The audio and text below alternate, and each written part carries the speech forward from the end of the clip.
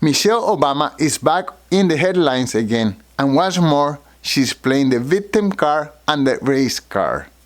Today, I am sharing a compilation of videos of Michelle Obama complaining about how difficult her life was while living in the White House because she didn't get enough grace from white people.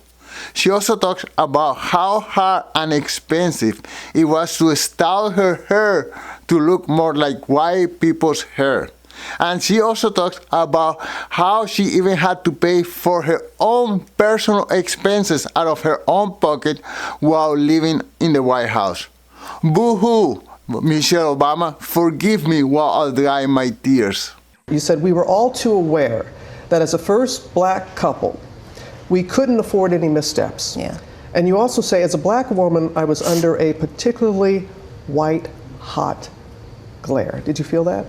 For sure. You can't afford to get anything wrong because you didn't get at least until the country came to know us, we didn't get the grace that I think some other families have gotten. Now, as women of color, that the way our hair naturally grows out of our head is beautiful, but if we struggle to make it look like the standard, that means we are spending thousands of hours and lots of money straightening out what is naturally curly hair, right? And that takes time out of your life.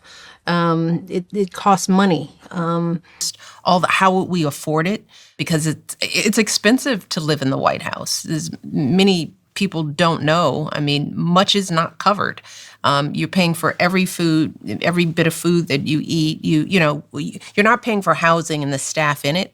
But everything, even travel, if you're not traveling with the president, if your kids are coming on a Bright Star, which is the First Lady's plane, we had to pay for their travel to be on the plane. It is an expensive proposition. And a lot of this falls on deaf ears because you have a lot of moms and a lot of different houses throughout the country, and they do have to pay rent. They do have to pay the mortgage. They don't have a staff, and boo-hooing that your two children that you have to pay for them to fly on your private jet that's just for the First Lady's sole use. It's really hard to drum up sympathy. She needs to stop doing podcasts. She has done herself such an incredible disservice over the last year. What do you think? Is Michelle Obama simply being ungrateful, or do you think her grievances are legitimate? Please let me know in the comments below. But before you go, don't forget to sign up for our newsletter at alainguillot.com/newsletter.